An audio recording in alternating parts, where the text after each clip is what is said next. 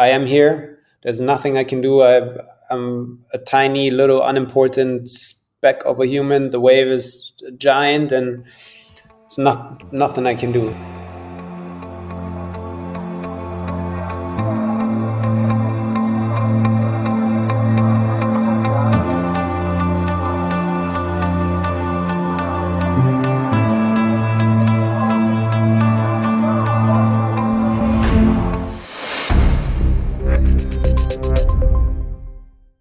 Olá, bem-vindos ao Business of Life.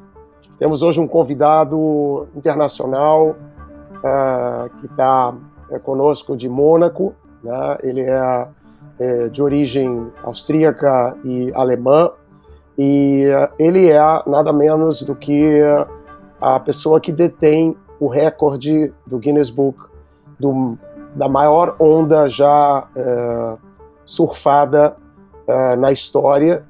Ele tem um recorde que ele realizou no ano 2020, que foi registrado no ano de 2022, com a marca de 26,21 metros, e bateu agora, no início desse ano, em fevereiro, a sua própria marca, surfando, dropando uma onda de 28 metros e 57 centímetros, ainda por ser consagrada como ele mesmo batendo o seu próprio recorde.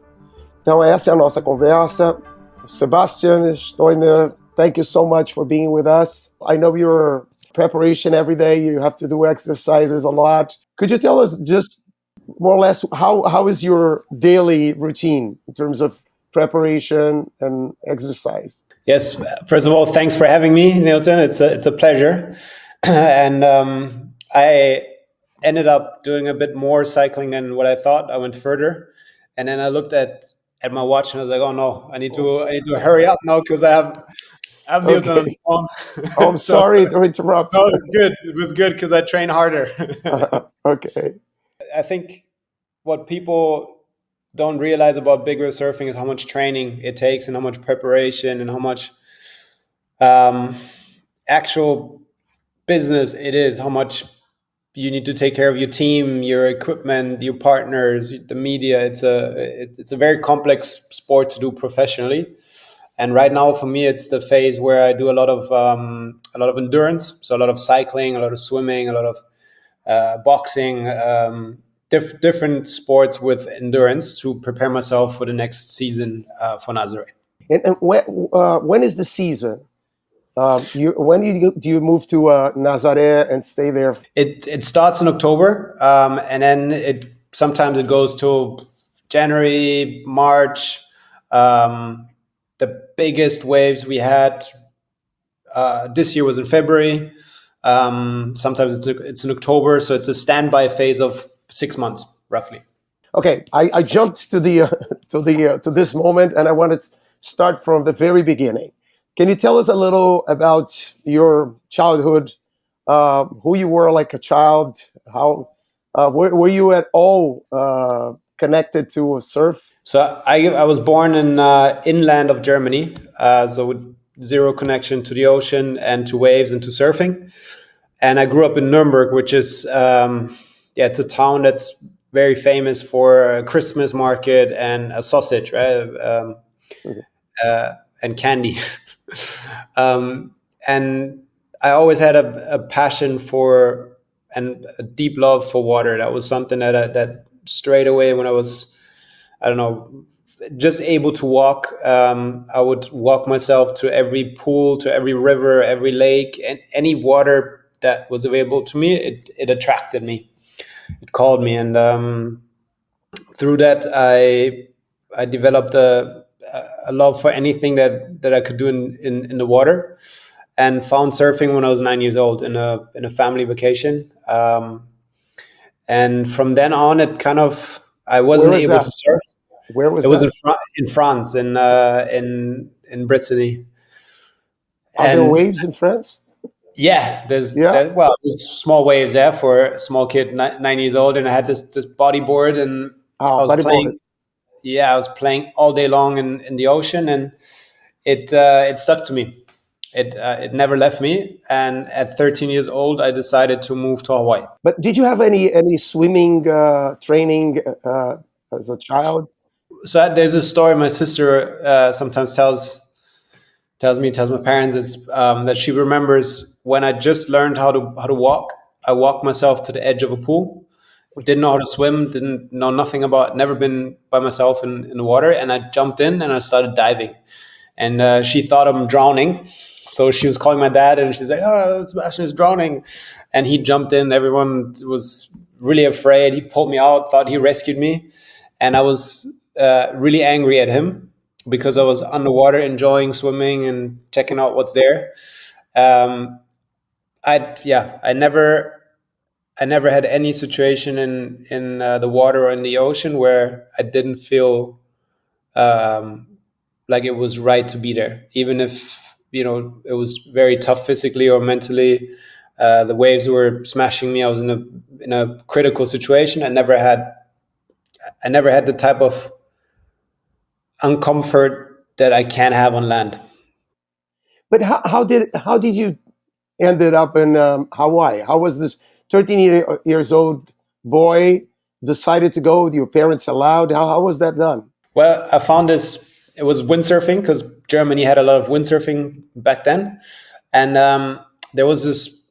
It was supposed to be like a high performance school. It ended up just being some wooden shacks um, in the jungle, and a family that had their sons who were windsurfers, and they basically offered that you could stay with them and kind of do a like an exchange program. So I read this in a surfing magazine when I was 13 years old, and for me that was I knew I wanted to go to Hawaii. I wanted to leave Germany to be a surfer, and that was my ticket. That was my chance. Or did you extended it from something that supposedly was just temporary, like a few months, I imagine? So it took me 3 years to convince my mother and my father because they only let me go when I was 16. Oh, For me, it was very clear that I'm not made for school. I'm never going to study. I'm never going to follow the path that everyone else follows. And I quit everything in Germany. I knew I needed to speak English, so the only grade that I was good in was English. I worked after school to save money to pay for the ticket, pay for the school, like start becoming independent, because obviously my parents always said, "Oh, how are you gonna do that? How are you gonna afford the ticket? How are you gonna trying to uh-huh. nicely Okay. slow me down?" And I think it developed a sense of I need to do it. I'm responsible for this. And then when I was living in Hawaii, I quickly became good at windsurfing. I started competing. I had some partners, some sponsors, and then I quit the school in Germany and stayed there. But you weren't always like this. Were you like a child? Were you like very adventurous? You would go do things like um, not be fearful. Yeah, I think anything to do with outdoors and with adventure, with I don't know, going fast on a skateboard or jumping off a rock or a bridge or something. Those kind of things. I was very daring, and I couldn't sit still. I was very active. I couldn't focus if it didn't matter to me. I really couldn't focus on anything. And outdoors always gave me like a calmness and peace, and I felt comfortable. And where did you stay in Hawaii? So I started off in that school. Then quickly I rented a place with some friends when I was a windsurfer, and we just had our own little house in the jungle of Maui.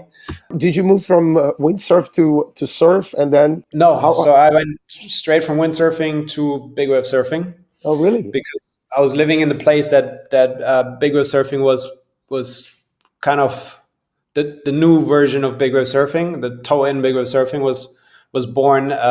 It's called Peahi. It's one of the waves where Laird Hamilton and his friends developed the sport, and it was just around the time where they were really taking off and taking it, to the next step, the equipment, the media, everything. So I was watching it as I was windsurfing and as I was living there, and I was very close to it. And when I decided to become a bigger surfer, I gave an interview in a surfing magazine, and I said one day I will surf the biggest waves in Piahi. And people didn't take that as respectful as something that a German should say. Oh, And so I quickly became a little bit of the dark horse. Like, who you think you are? Like, why do you think that you can do this? And I lost most of the windsurfing sponsors. And really? at the same time, I met my mentor, which is a native Hawaiian, Nelson Armitage, who took me into his family. And I became one of his sons, basically, and started working construction. I was building swimming pools for almost 6 years to afford being there and training. And then in 2010, I surfed the biggest wave in Hawaii. And how different it is from windsurfing to this kind of surfing, which is the big waves. It has a lot of elements. So in windsurfing, you learn how to read the wave very early because you're sailing into the wave from out the back. And in surfing, you're just sitting on the edge where the wave is breaking. So it's an advantage if you're a windsurfer. Also, using foot straps on your board. The type of speeds you're going is more similar to windsurfing than it is to normal surfing. And then other things you don't know, or they're better if you're a surfer, elements like how to read the wave, how to do the maneuvers, those kind of things. So I think it helped me to get into the wave, literally. And then the surfing part, I basically learned surfing through surfing big waves. And what about balancing? Do you do a lot of exercises? Are there such a thing for balance, or is this just comes out of something that you feel you have it? Not really. I think that's that you either have that talent or that feeling for balance. It's really difficult to get that. I think I do some strength balance exercises, which help at the high speeds to just for the body to be used to it more. But I think the basic balance you need to have or you don't have. How do you learn to face your first big waves? How big are the waves in Hawaii in that area? They are, I think they get up to 60, 65 feet, Uh-huh. maybe some bigger ones even. And for me, it's like anything. I make the decision, and once I make the decision, then whatever I have to do to overcome the fear, the challenge, or whatever it is, I inform myself. I train for it. I think about it. I visualize it. I surround myself with people who have knowledge about it. Yeah, I try to look always at the positive part of behind the fear, behind the work, behind everything that would keep me from doing it. But like everything, you probably have to do a lot of wrong things to learn. How do Yeah, you do a wrong thing with a wave that high? you will fall. There's nobody that never fell, and if you push your own limits in the sport, or you push yourself, you will make mistakes. It's natural. And sometimes you pay the price. You wipe out. You learn how it is to wipe out. You get injuries. I have many injuries in my life, and it takes time to get back to it, and you continue. It's more about acceptance. Like it's part Uh-huh. of it. It's an illusion that everything always will be fine, or that trying to reach a big goal, or trying to challenge yourself to your full potential and not fail, not Uh-huh. get hurt. And when you had bad experiences like getting hurt, uh, how did you manage that?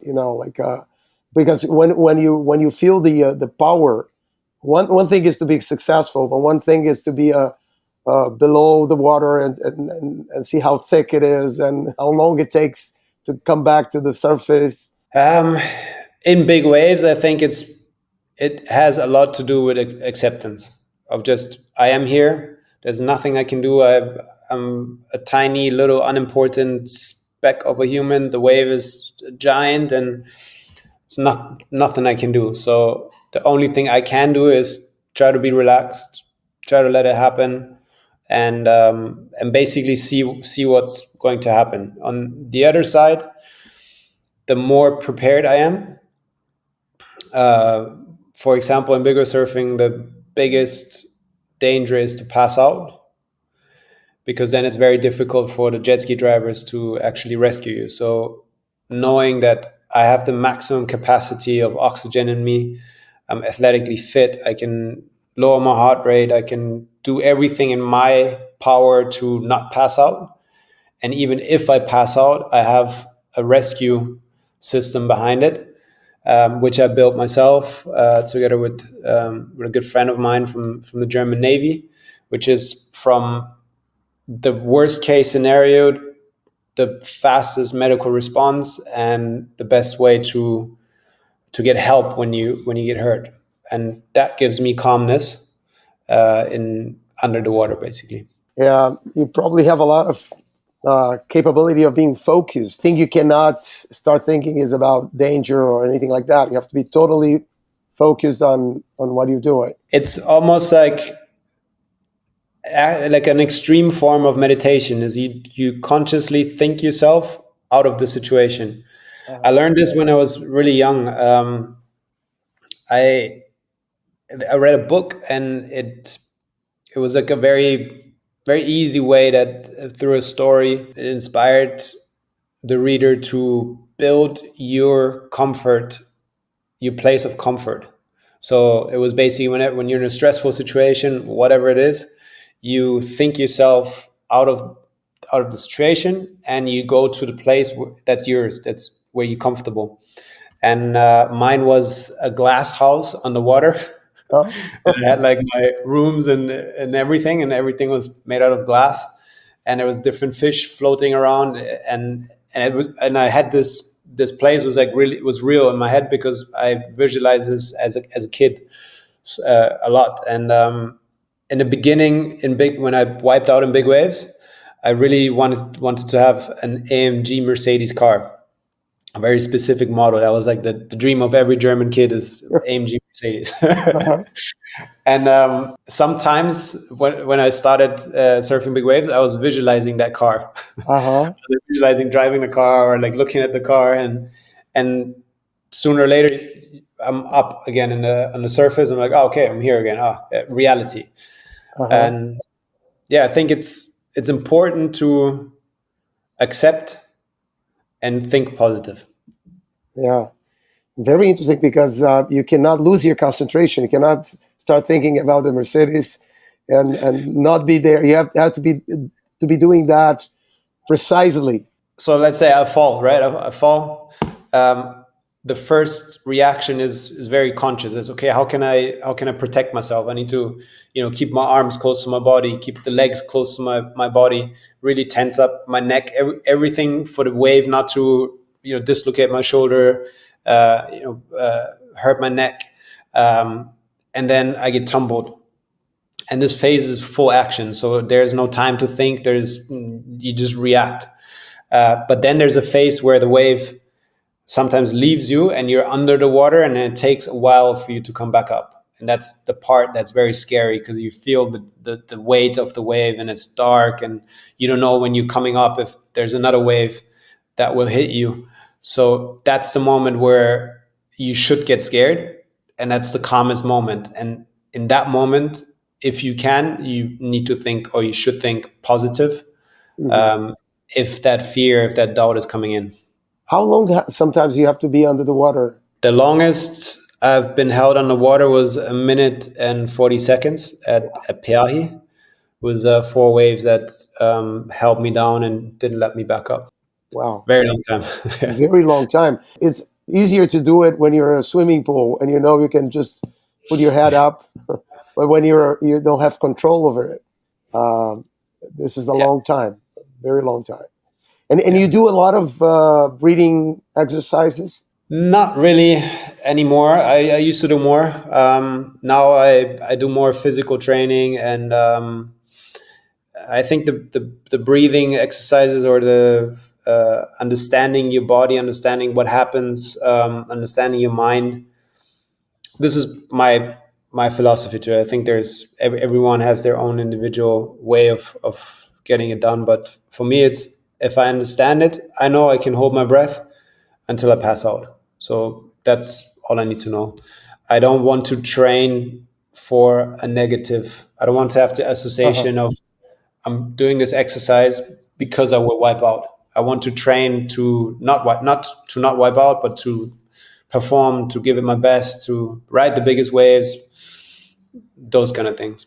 That's very interesting because you're like, yeah, you do like you do the positive. You don't give in to the fear. You don't prepare for the fear. I don't give energy to what I don't want. Very good. Very interesting. Uh, Very philosophical. It is. It is because, but it requires a lot of.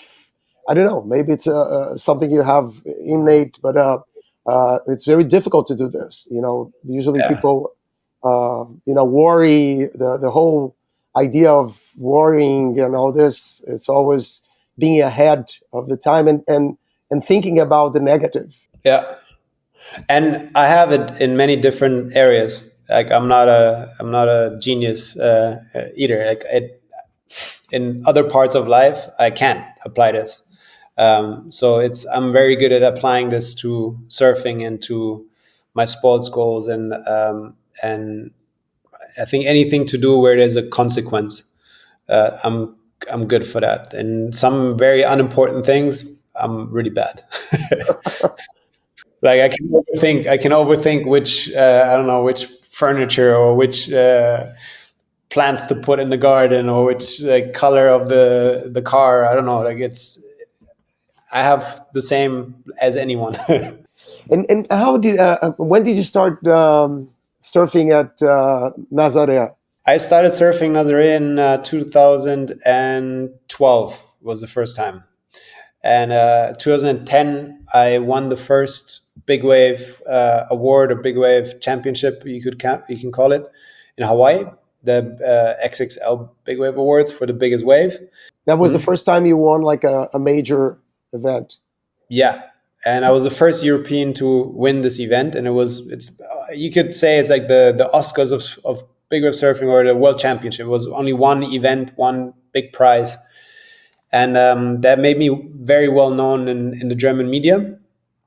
Um, but at the same time, the sport didn't exist, and it was perceived. It had all the pre assumptions of surfers or surfing in Germany. So you guys are hippies. You guys take drugs. You guys are not athletes. You guys are daredevils, adrenaline junkies, and so it was impossible for me to get any sponsorships or any partnerships. So I had to figure out a way of getting myself to surf again. And yeah, that's kind of how I ended up in Portugal, because it was very close to Germany. But how do you get people to sponsor you? How did you break that barrier of? For me, it was I was consistent. Um, I I took their doubts by just doing the sport the way I believe the sport should be done, which is as a team sport, with values, clear values. Uh, Respect is one of them. Um, Responsibility would be for me the main one. So the responsibility for the sport, my team, myself, but also everyone around me. Um, and I invested a lot of time and resources in making the sport safer, and making, my providing for my team and for myself what I believed is necessary to do it with a good conscience. And I think that is something that, together with increasing fame of the place, increasing fame of myself through winning more titles and being consistent in my athletic performance, I think broke the barriers of trust and reversed it actually. And do you yourself do the business part of? Do you have like an agent? How do you work that? So I tried many agents. It never worked for me because it's such an individual sport, and my position in the sport again is so individual. A German in the sport, it's, if I was Brazilian, the sport would be very well understood, very well Sure. known, and it would be much easier to have a manager who understands actually what's happening. Germans understand football, they understand cars, they understand maybe some tennis, and they were like, "What are you doing? What do you want to do? You want to? When is the biggest wave coming?" And I'm like, "I don't know." I was like, "What do you mean you don't know?" So I had to do it myself, and I actually started by giving speeches. So the brands didn't want to be officially connected to me, but they were inviting me to speak to their audience, and that's how I met a lot of the CEOs, a lot of the marketing directors, a lot Because of I know from Brazil, a lot of people there that do very risky things. Enterprises love them to go around and talk about not being fearful and all that. yeah, it's exactly. And I did that for a while, and as I grew as a sports brand or as like a personal brand, I always invested a lot. I actually never really took money from what I made and spend it on. I don't know. I never bought myself anything. I always reinvested it in what I was doing for a very long time. I tried, and I also failed many times with productions, with hiring a team, trying to build a team, a business team, media team, production teams, create projects. And now, through all the trial and error and the years of investing, I have a business team, I have a sports team, I have a safety team, and I have a production team. What is the sports team? You have like a group of people that are under your brand? Yeah, so I have my jet ski partner, Eric Ribier, who's Brazilian French from Alial do Cabo. Arraial do Cabo? Okay. Very nice place. And he was one of the first Europeans. He's Brazilian French, and he was one of the first Europeans to be on the tour in the competitive surfing, and probably one of the first big wave surfers based in Europe. And I've known him for more than a decade, and we built a very very strong trust relationship around the ocean, around big waves. We see waves in a very similar way, and he's the main pillar in my big wave team and my partner that I would say in the sport is 50%. It's him on the jet ski deciding for myself or together with me in a split second, okay, we're going for this wave. Does he participate on the decision on going on the wave to go? Yes. He's probably one of the main decision makers. Why? Because he's away. He drives a jet ski. Yeah. And he pulls me into the wave. Oh, he pulls you into the wave. Yeah, so wherever he puts me is where I'm going to start to surf the wave. And wow. So it's a big responsibility. And if you think about having a jet ski and having another person on the back of that jet ski on the rope, and you have the responsibility to put that person on the biggest wave. And in my case, it's an extreme form because I don't have a limit to the top. So has been not many people willing to take that risk or that commitment, and also the responsibility to put me into the waves. But is there a way for you to, let's say you have a feeling that that's not the wave to go? There's a lot of communication, and a lot of it is very, very easy. Like if I shake my head or he goes like this, it means abort. That's why you have to trust each other so much, because I have to trust he sees what I see. Tell us a little bit of how does you, I know you're waiting for the Guinness Book to recognize your record that was done this year at the beginning of the year. But is there like an official recognition of the size of the wave besides the Guinness Book? We measured the wave live through the project, the last project which I did, which was called Mission Wave Alpha. And it basically was to bring tech into big wave surfing. So we invested heavily into collecting data from waves, data from the surfboard, data from my body. And part of it was to create a measuring system that would accurately measure waves, because it's been a big challenge for everyone in the sport, from the athletes even to the fans, to understand how are the waves measured. Is there like a federation that takes care of that?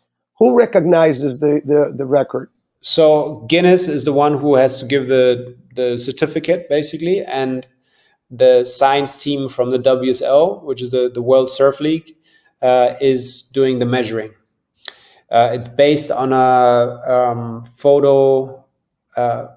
photo reference measuring system. So they make a reference how big is the surfer, approximately where's the bottom of the wave, and approximately where's the top of the wave. And it's been done like that for 2 decades, and it has developed over the years. They have put more parameters in, but it's still, if you compare it to running, we don't have the light barrier that says 9 seconds and 7 point something, which always brings obviously a lot of doubt for the athletes. A lot of, was mine measured fair? Was his measured fair? Who really is, and that will be done until November 1st, and then we know. Okay.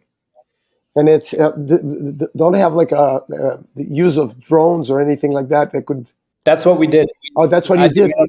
I developed a measuring drone with together with Porsche Engineering, and we basically developed a LiDAR system, which is measuring the waves scientifically, and it has basically the same principle as the car distance system. So it sends signals which bounce off the waves, come back, and that's information. And we trained the algorithm to really understand, to point something. What is solid water? What is white water? What is water spray? And on the big day in February, we were lucky to measure multiple waves, and the biggest one was the one that is now for the certification. You have the previous record anyway. Who is just below you? Well, that's a bit of the struggle. I created the system to prove that it is possible to scientifically measure waves. That was my aim, and we proved it. But it was a project that was done. We didn't have 10 drones to measure everyone else. It's very expensive, even to get, the one drone that we had flying was a heavy investment, and it's not. I can't just, now we have 10 drones, so we don't know the number of the next guy. Okay. Did you have a sense when you were taking that wave, when you're surfing it? Did you have a sense that it was that big, differently from others? The whole day was very intense, because it was the first time that we surfed in a storm. Usually those size waves, in the wind conditions that we had, we usually don't surf. But Eric and myself, we woke up and we saw it was really stormy. The forecast was a bit 50-50, so we called everyone. We had the team, everyone there. And then we saw, okay, it's just a proper storm. And it was actually Eric who said, hey, let's give it a try. And so we went out and we figured out that we could actually surf those waves. Wow. Yeah, it was the entire day was, every single wave was huge. 5 times, 10 times more intense than a normal clean surfing day.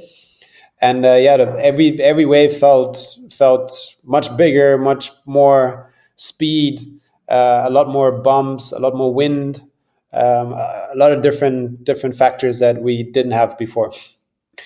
And did you have any fall on that day? I had one like semi fall, but then the rescue team was a bit late, so one wave cleaned me up. But it was luckily in a not so bad position. Okay, you sort of have this close experience of the massive force in the waves, and I heard that you're planning on thinking about use of energy, of trying to work with that.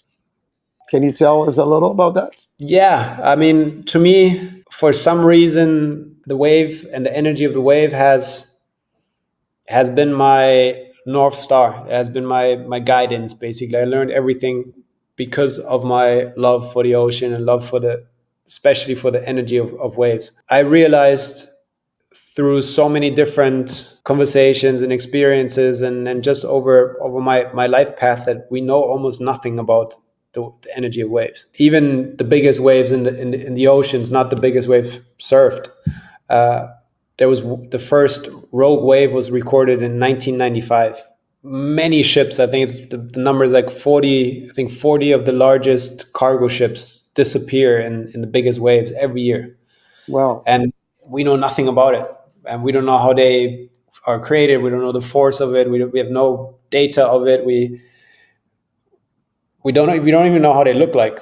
So to me, it's a very interesting goal, and it's an adventure that I'm preparing myself for, is to find, understand, learn, share about the energy, especially about the energy of the largest waves, not just surfed or for surfing, but in general. And we have the ocean. The ocean has so much potential for renewable energy. Also, if we understand those waves better, if we can predict them, even maybe at some time, we could save so many lives.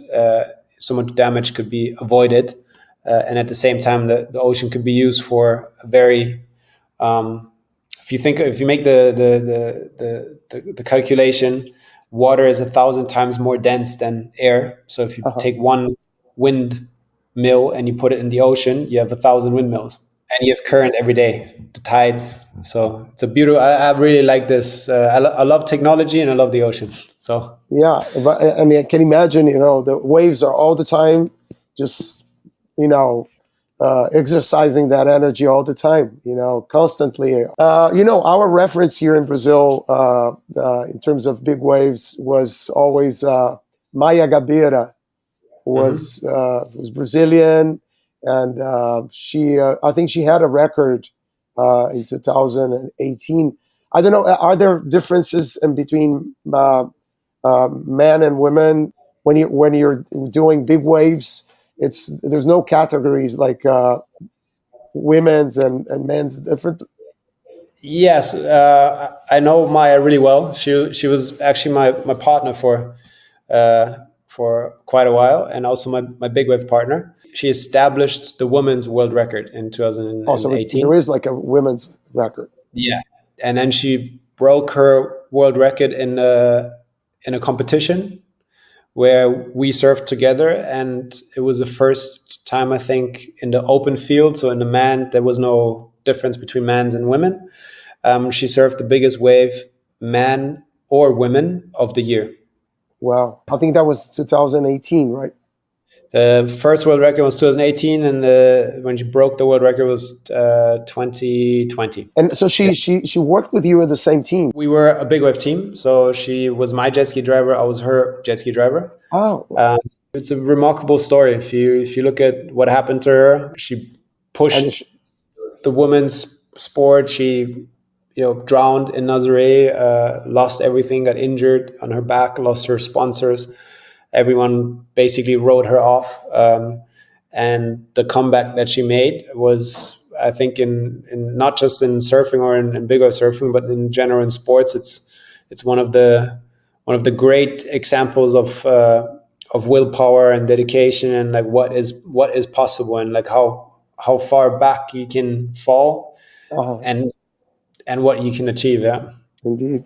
Were you teaming with her when she broke the record? And Yeah, I drove her into the wave.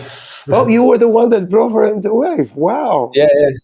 Do you get any merit for that? How does it work for the team? Yeah, that's another big challenge in our sport. It's the person who contributes basically everything to make the athlete or the other person be able to ride that wave doesn't get any merit for it.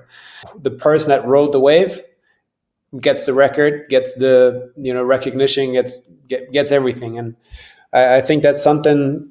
If we look at the future of big wave surfing, and at least the way I treat it in my team, it's a team sport. And my big wave partner, my safety team, we're like a race car team, and everyone has their position, everyone has their value. And yeah, in case of us breaking another record, it will not just be my face in the and everything will be a 50-50 deal.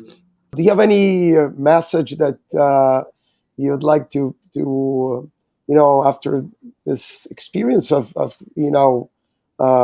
building up your career and in something that is so different? You had to probably convince your parents. By the way, how happy are they now with your choice? My mother was very happy when she saw me surf for the first time in Portugal, like 5 years, 6 years ago, because she had this imagination of how terrible it is that when I surf big waves, and she's on the cliff and I fell and I had a wipeout, and I was very paranoid that she would be really scared. And so I grabbed the radio of the person that's on the cliff spotting for the jet ski drivers, and I was like, yeah, pass me my mom. And I was like, hey mom, everything is okay, I'm good. And she's like, oh, did you just, oh, that was you, okay, yeah, all right, like let me have a coffee, like continue. Yeah, they're proud. They're really really proud, because obviously they had a lot of they're scared for me, and they didn't have much influence in the path I took as a teenager. And I'm very proud of them, because they gave me the freedom and they gave me the belief, and basically let me go and let me do my thing. Wonderful. Yeah. Thank you so much. It's truly an example for a lot of people to have not only the courage to face those big waves, but maybe more difficult is to face the wave of life, and to go for your dreams and do whatever you have to do to get there. And so I think this is truly amazing. Thank you. And I think if there's one message, or if there's one thing, one lesson that I have proven, it is anyone can achieve anything.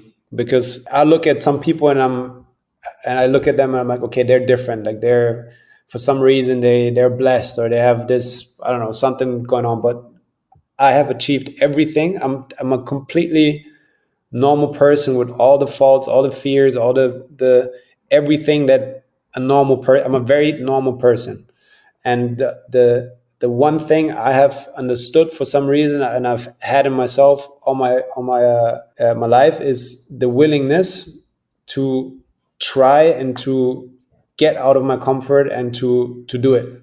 The willingness to say, okay, I'm going to do it, and then holding myself accountable to do it. If I can do it, really anyone can do it. Very, very important message for everybody listening to us.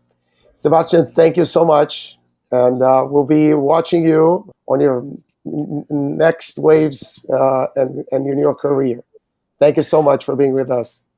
Thank you for having me.